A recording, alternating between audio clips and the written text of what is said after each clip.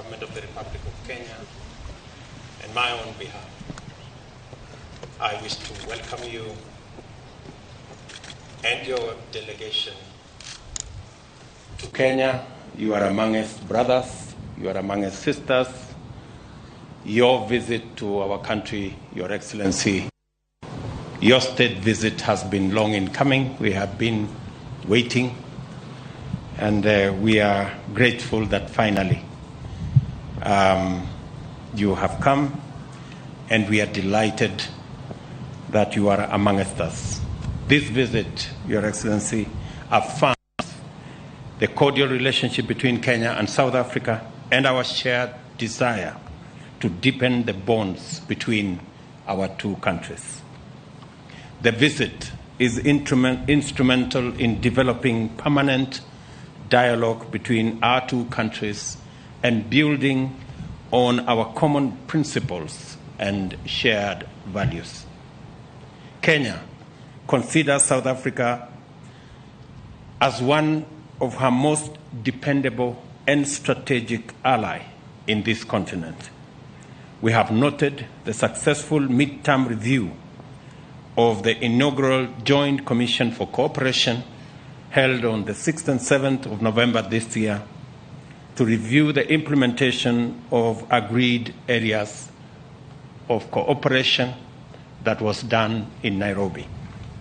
Kenya and South Africa have had good relations since South Africa defeated apartheid in 1994.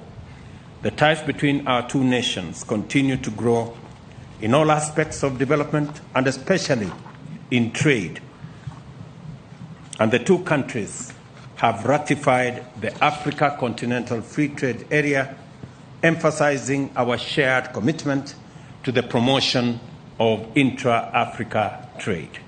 Today, Your Excellency, you and I are delighted to have presided over the signing of 4 instruments of cooperation that will play a definitive role in the Kenya-South Africa relations. They are 3 memoranda of understanding and 1 agreement on cooperation in the fields of correctional services, cooperation in the fields of housing and human settlement, cooperation between Kenya School of Government and the National School of Government, cooperation between Kenya School of Government and the National School of Governments from South Africa, and the agreement on audiovisual co-production. On behalf of the people of Kenya, I express Kenya's appreciation on the progress we have made in the long-awaited visa-free regime between Kenya and South Africa. From January 1, Your Excellency, we will have a different regime, thanks to your personal intervention on this matter and the wealth of experience that have been brought on board by your officials.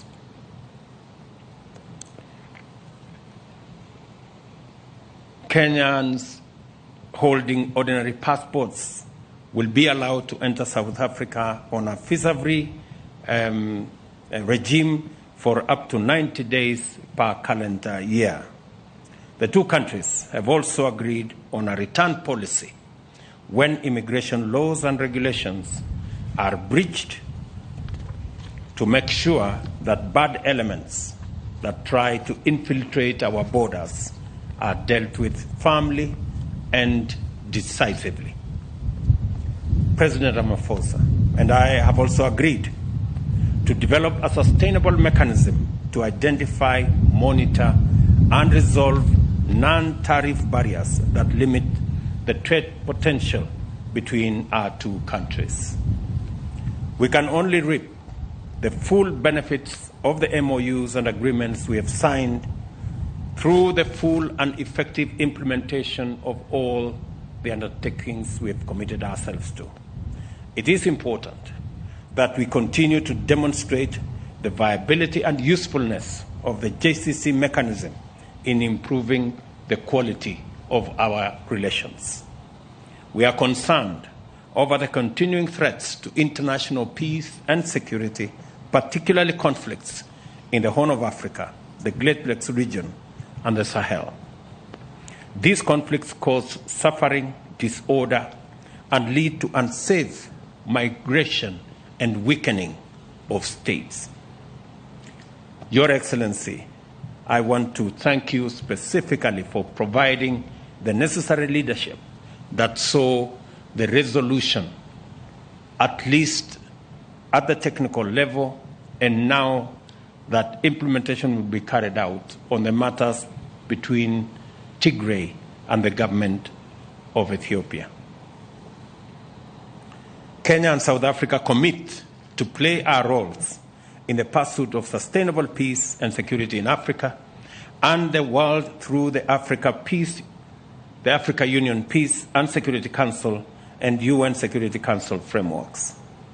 At the continental level, we laud the just concluded agreement between Ethiopia government and the Tigray People's Liberation Front, brokered by the Africa Union and mediated by President Olusegun Obasanjo and Uhuru Kenyatta and former Deputy President of South Africa, Phumzile Mlambo Ngcuka. We appeal to all parties to ensure the full and comprehensive implementation of the agreement. Kenya and South Africa recognize climate change as a definitive challenge of our time. We reiterate the implementation of the national determined contributions, including adaptation and mitigation efforts and delivery of finance as agreed in COP27. We urge developing nations obligations and work with other parties to ensure swift implementation of the Climate Change Finance Delivery Plan. I congratulate you, President Ramaphosa, on the launch of the Just Transition Framework for South Africa during the 6th meeting of the Presidential Climate Commission held on 27 May 2022. President Ramaphosa's leadership continues to steer South Africa to greater heights of economic development. Working together is the only way we can achieve shared desire for closer bilateral cooperation and a stronger strategic partnership. There is no doubt, Mr. President, that we have made good strides during this visit, and we look forward to achieving even more in the near future. I thank you, Your Excellency, Mr. President, for the state visit and convey the best wishes of peace, stability to the government and the great people of South Africa. Thank you, and God bless you, Mr. President.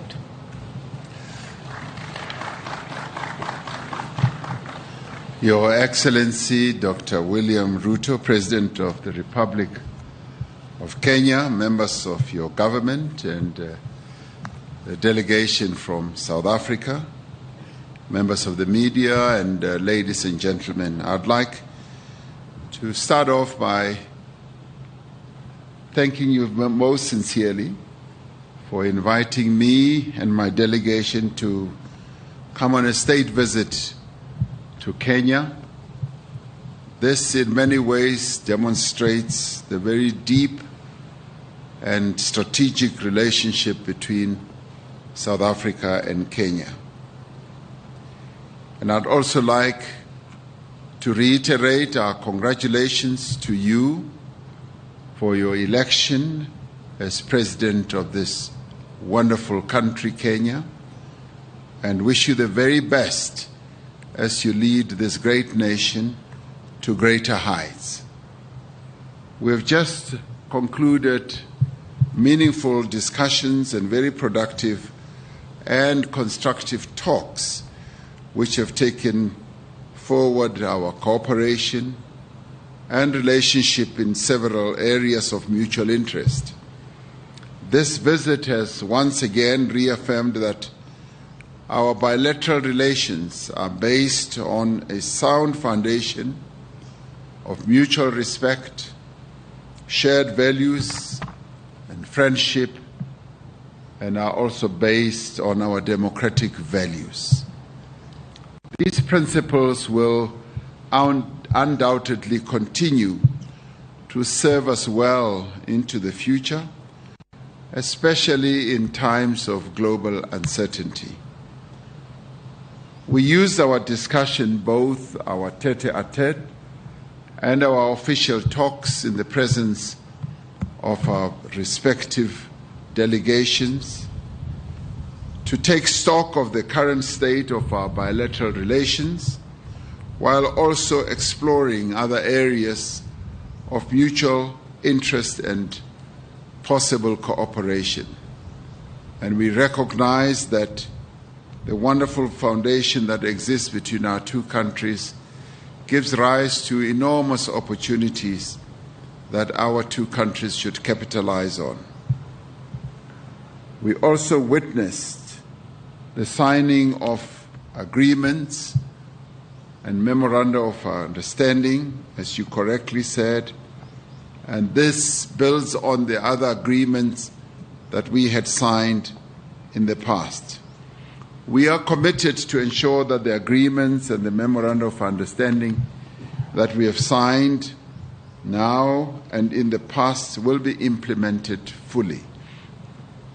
You and I also took opportunity to discuss the thorny issue between our two countries of visas between South Africa and Kenya, with a view of allowing Kenyans to be able to visit South Africa on a free visa basis, that is, without having visas. We agreed that indeed Kenyans should be able to visit South Africa without requiring them to have visas, and that this dispensation will commence on the 1st of January in 2023, and that our officials will speed up the processes of putting this into effect, and that this dispensation will be available to Kenyans for a 90-day period in a given year,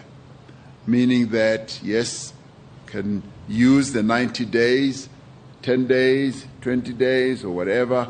For the full year, Kenyans will have a full 90 days to be able to visit South Africa, and we will be able to review this and get reports from our ministers within a year and see how this is functioning. This will also be underpinned by other processes that we have agreed should take place, close monitoring of the implementation of this process, and also be able to have a return policy of those, as we call them, elements that would be undesirable to be able to be returned to Kenya. And this, in many ways, just strengthens the relationship between South Africa and Kenya, but more importantly, the people-to-people contact, because as you and I observed, Kenyans and South Africans have multiplicities of relations, both business, social, communal, at a relatives level. They want to be able to travel, and tourism also between our two countries will be greatly enhanced through this.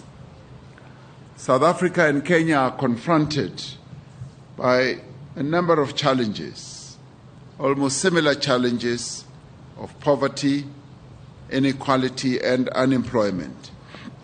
Since 2020, South Africa has been implementing what we crafted as the Economic Reconstruction and Recovery Plan to lift our economy out of a prolonged period of slow growth, but a period that was also negatively impacted by COVID-19. This is not dissimilar to Kenya's recovery plan, with its 6 core pillars of agriculture, focusing on micro-enterprises, small and medium enterprises, housing and settlement, healthcare, and the digital superhighway and the creative economy, as well as the environment and climate change. There are definite opportunities for South Africa and Kenya to share experiences and good practice in the implementation of these various economic opportunities that are given rise to by the plans that we both have adopted. We are therefore pleased that the business forum that is taking place at this moment during this state visit will also be exploring a plethora of opportunities between our two respective businesses. And we are delighted that businesses from South Africa, business people from South Africa have traveled in their numbers to come here, both from the private sector and the public sector, and this endeavor they are also joined by business people from your beautiful country, Kenya. This, in many ways, gives an opportunity to make new contacts, and as I often say, they make contacts and hopefully they will move to contracts as they establish new business undertakings in various sectors of our respective economies. As leading economies in our regions, Kenya is a leading economy in East Africa, and so is South Africa, in Southern Africa. We have demonstrated a firm commitment to sustainably increase volumes of trade and foster greater investment in each other's economy. We were particularly pleased that our various ministers who straddle agriculture, trade and industry, environment, and creative sectors have been very busy looking at the various opportunities with a view of enhancing growth that can come from that. We also, during our discussions, focus on several issues affecting our beloved continent, including the situation in the Democratic Republic of Congo, Ethiopia, as well as Western Sahara. We agree on the need for peace and stability in our continent and the ending of conflicts within and between states. Besides destroying lives and livelihoods, these conflicts greatly retard progress in addressing important social and economic issues. We have therefore agreed that we need to remain focused on issues affecting our regions and our continent and not be distracted by other global matters that are not of our making. We advocate for African solutions for African problems. We took time to thank you for the role that you have played as Kenya in helping to resolve the conflict in Ethiopia between the Ethiopian government and the Tigrayans by deploying former President Uhuru Kenyatta to be joined by former President Olusegun Obasanjo of Ethiopia and former Deputy President Phumzile Mlambo Ngcuka in fostering peace between the two belligerent parties. We were grateful that there was an understanding and a peace agreement that was reached, and we're glad that Kenya did play a very key role in enabling that to happen. And this lives up to having African solutions for African problems, because we have the necessary expertise, experience, the wisdom, as well as institutions and leaders who are able to help our continent to resolve problems affecting Africa. Kenya and South Africa share a common commitment to strengthen and capacitate the African Union to carry out its core mandate of social and economic development of the African people. We have called for global solidarity, fairness, and a rules-based international system, and the reinforcement of multilateralism, which Kenya and South Africa support greatly. And Kenya and South Africa are aligned on the need also to reform the United Nations system, in particular the United Nations Security Council and the transformation of institutions of global governance. You and I have just returned from COP27 in Sharm el-Sheikh in Egypt, where both of us and a number of African countries flew the African flag with regard to ensuring that there is a just transition, as many of our countries on the African continent are currently suffering a great deal from the ravages of climate change. As you correctly pointed out, the droughts that Kenya is experiencing now are unprecedented.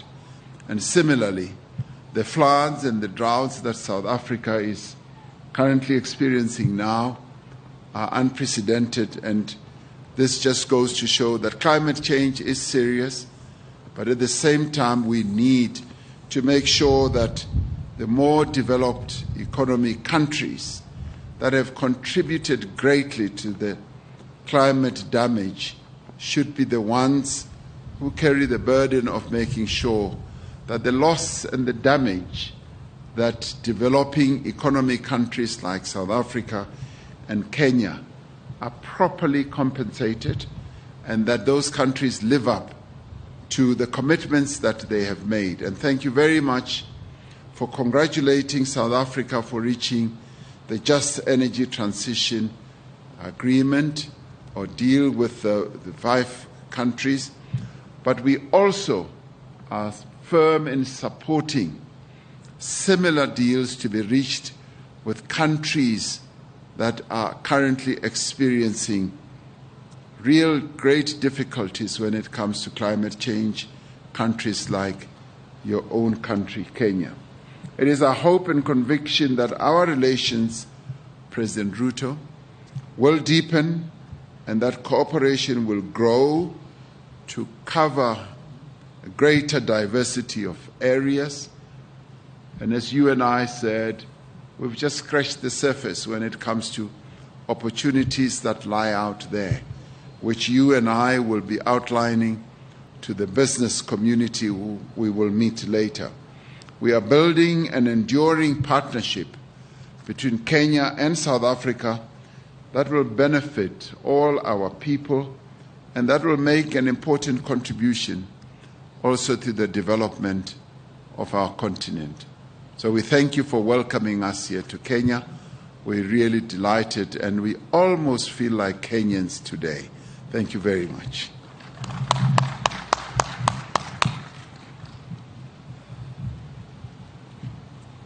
Your Excellencies will be taking 2 questions, 2 each from the respective journalists from the respective countries. If I can have anyone. Yes? Introduce yourself and the media house you represent, please. Thank you. Your Excellencies, Presidents William Ruto and Cyril Ramaphosa, my name is Victor Kiprop. I'm a journalist with BBC Africa. Congratulations on the agreements you have reached today. And aviation is also one of the areas that the 2 countries have previously agreed to partner and harness their, of course, strengths. I wanted to find out the status of the strategic partnership framework that the 2 countries signed in November last year, and if the 2 countries are on course for the launch of the Pan-African airline group next year. Thank you.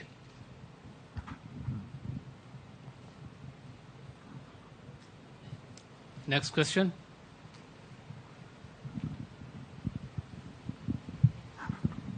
Thank you.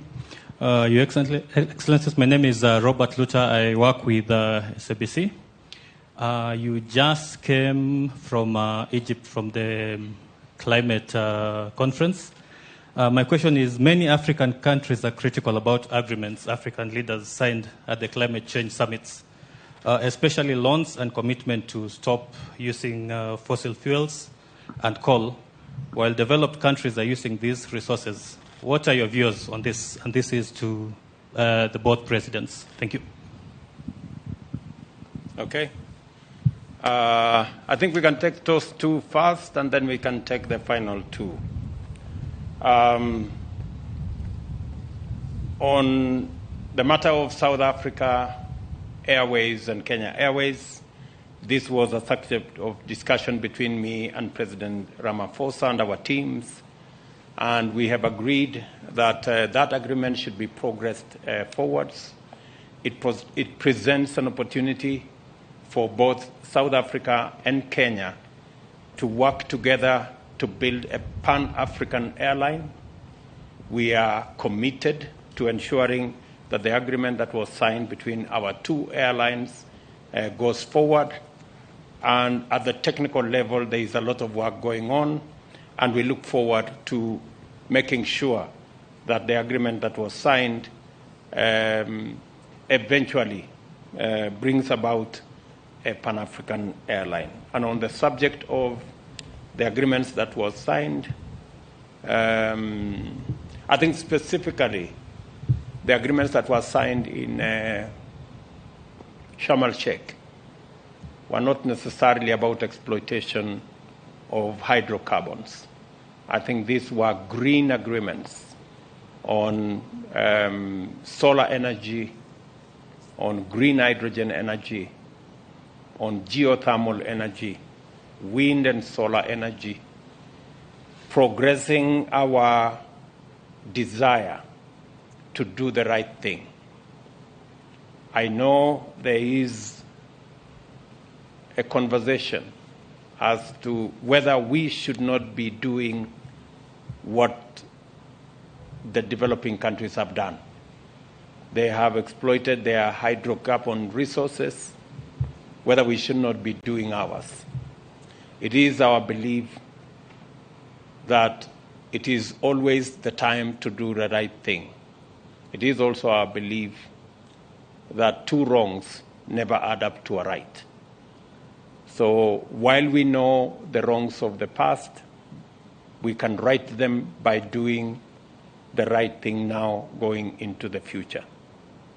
And that is why South Africa is talking about just transition, and that's why Kenya is escalating our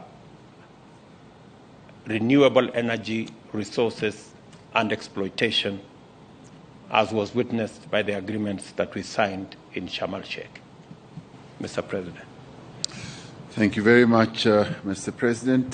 Just to Victor, I want to reiterate what His Excellency President Ruto has just replied to in relation to the question of aviation, and more particularly about discussions that are ongoing between Kenyan Airways and South African Airways. Those discussions are continuing. The need for a strategic partnership has been embraced by both airlines. We both occupy strategic points or places on the continent, and there is a great need for a very wonderful strategic partnership to be struck, and the two airlines are now involved in seeing the exact nature of that partnership. And obviously, one of the great benefits that lie out into the future is to having a Pan-African airline that will be able to take our people on the continent from various places, and Kenyan Airlines as well as South African Airlines will play a critical role in making our people to travel with greater ease. So discussions are ongoing. With regard to the question posed by Robert from SABC, many people across the world have congratulated us for this unprecedented, groundbreaking, they have said, agreement, where, as a fairly sizable economy on the continent, we've been able to reach an agreement that will harness and bring investment to bear on helping us to address the challenges that we are facing. As a country, we have adopted a nationally determined contribution where we have indicated how we are going to address the challenges of climate change and what specific actions we will take. The reality of this matter is that climate change is here. It's here, and we have to address it, whether we like it or we don't. The floods, the droughts, and many other horrific occurrences that are happening, we've got to address. And admittedly, South Africa is, say, the 12th contributor to the climate damage, but Africa as a whole just contributes about 1%. So we have seen the need to address what we can contribute. Now, we have fossil fuel based energy generators, and some of them have been generating electricity for years. One of those has just been retired, and it was not retired because we just wanted to do it. It had reached the end of its life, as it often happens with fossil fuel generated power stations. They reach the end of their lives, and it's our decision whether we want to be ahead of the curve or not and embark on new and renewable green energy sources. That's what we have chosen to do, ahead of us being compelled by the exigencies of the moment, that we should take proactive steps to begin to protect the work opportunities of people who work in those fossil fuel generators, as well as the communities that live nearby or affected communities.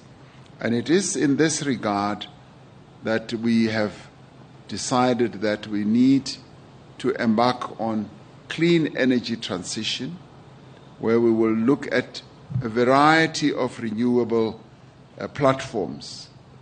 And in this case, we have come up with a business plan that is going to enable us to look at 3 specific areas: how we can generate electricity from a variety of sources. And as a country, we are committed to mixed energy source. There are retiring power stations that are coal-fired that we want to retrofit, to change, so that they embark on another journey, if you like we have done with one, Komati, where we are retrofitting it so that it can have a new lease of life, but at the same time, we should be aware of the just transition, be able to ensure that working people are not left stranded and communities are not left stranded. And this is in line with our principle, which is leave no one behind. And indeed, there are other areas that we want to go into. Hydrogen sector beckons. It is calling us. It's a new economy, and this green economy or green process is offering us new opportunities. And we believed that through this agreement we will be able to embark on new opportunities, new interventions, as well as move towards electric cars. South Africa is a very big motor vehicle manufacturer, and many countries, particularly in Europe, are already moving towards electric cars. And our plan is taking us in that direction. We do believe that it will be wrong for us just to remain tied to the old and trusted ways that we've always had, which are depleting, which are really running out of capability, whereas there's a new world, a new economy that is opening up. It has been said by others, President Ruto, that the jobs that could be lost in the fossil fuel energy generation could be easily replaced. One job could be replaced by up to 3 new jobs. And that is the direction that we are headed in. So this renewable energy offers us enormous opportunities in solar, in hydro, in wind, in hydrogen, and in a variety of ways.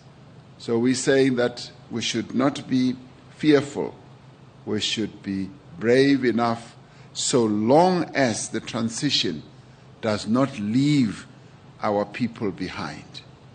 Thank you. Thank you. The last 2 questions. Good day, Your Excellencies. My name is Mugelwa Hlajwayo from Reuters. My question is regarding the visa-free agreement. Does the return policy apply to citizens of both countries? And do you see this visa-free policy extending to other countries in the East African community?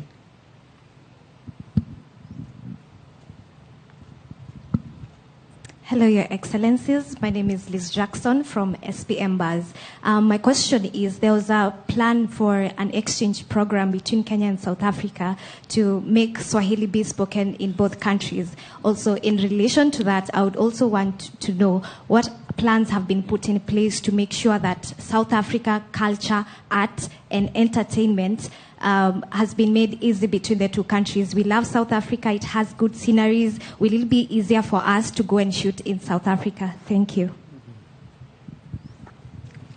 Thank you very much. Maybe I should begin there with Liz.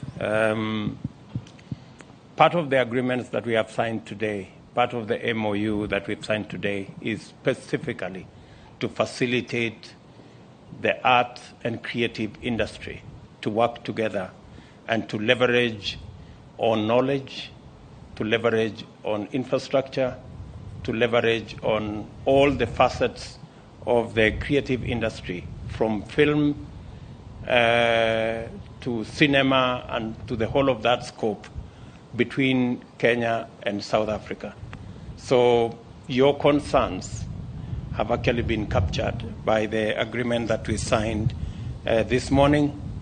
Kiswahili continues to be the language of most countries in East Africa, and hopefully is all the way now to Mozambique.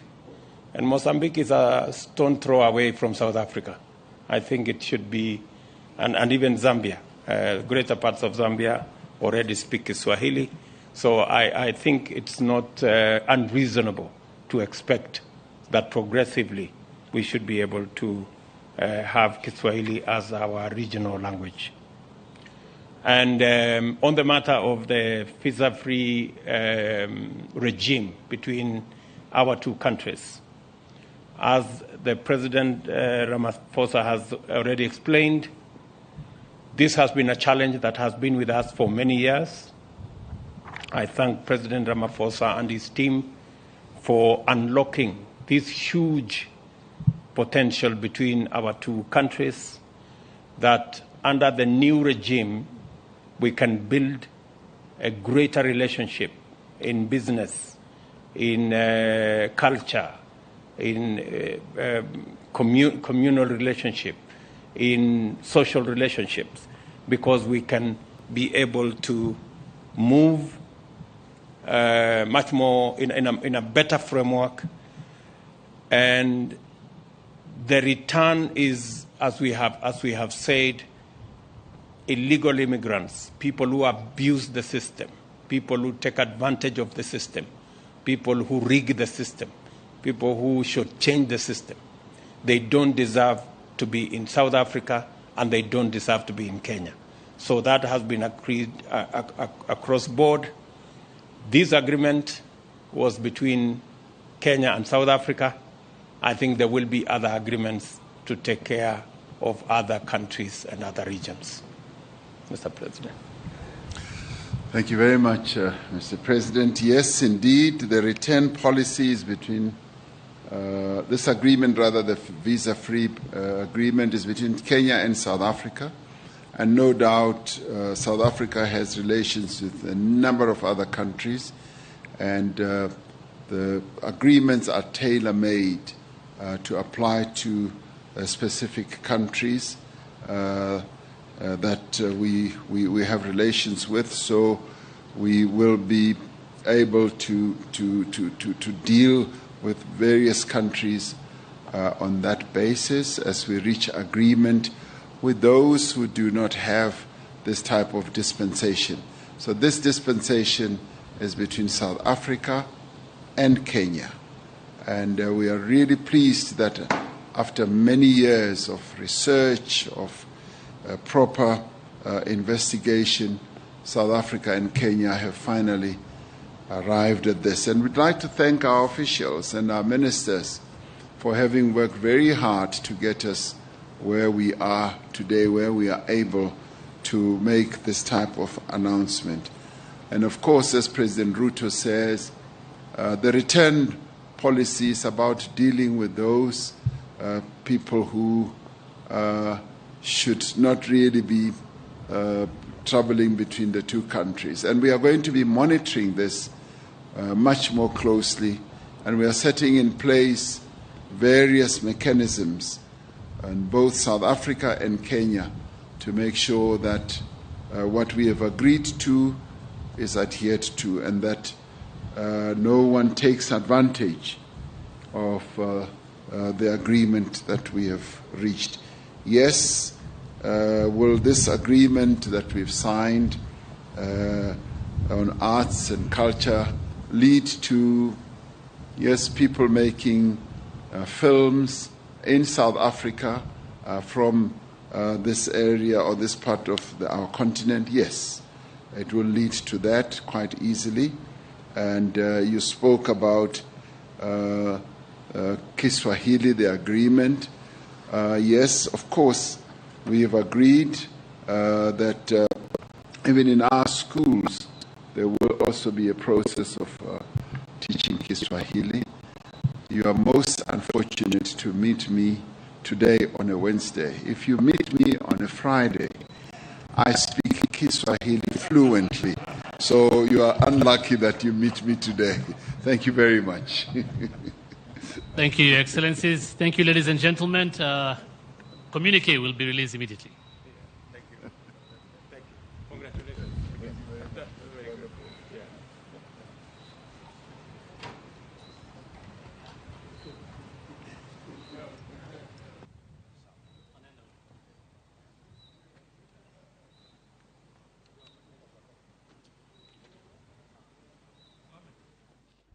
Oh yes, thank you so much. Guo nego gwakianika kuria thingire-ini wa iregi kuria tukiuma ukiona President William Ruto makiri kinyitogeni Ramaphosa kuma kuria bũrũri wa South Africa ria gukorwo kwa ihinda rĩa thikũ igĩrĩ icera gũkũ bũrũri-inĩ. Na ithuĩ nĩ kũrekereria twarĩkĩrĩria twakinyia hau ũhoro wĩgiĩ gũkorwo tukĩmũrĩka mbĩtĩka cia World Cup. Twĩna mũndũ wĩtagwo Isiano akĩona Ramaphosa na nĩ akĩmenya South Africa nĩ amaharĩria mbĩtĩka cia World Cup ya 2010 na harĩ ndo mũndũ tuigana ona mũtongoria wa kĩama kĩa mũbira wa magũrũ thĩinĩ wa gĩtarũ kĩa Africa aumĩte bũrũri wa South Africa etagwo Patrice Motsepe na nĩ brother-in-law by the way wa Cyril Ramaphosa ari heavily involved in wa campaign ciake cia gũtuĩka president.